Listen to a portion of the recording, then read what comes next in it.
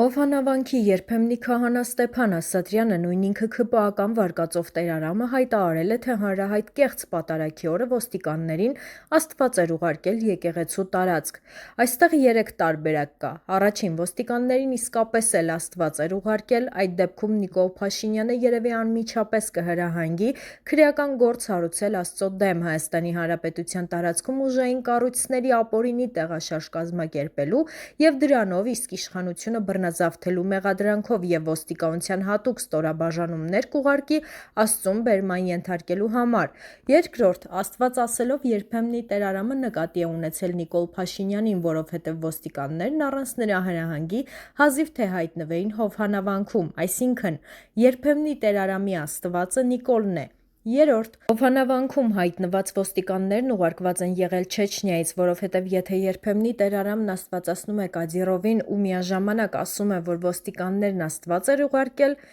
մի խոսքով, որ տարբերակն էլ ճիշտ լինի, ակնհայտ է, որ Նիկոլ Փաշինյանը գտել է իր սրտի կաթողիկոսին։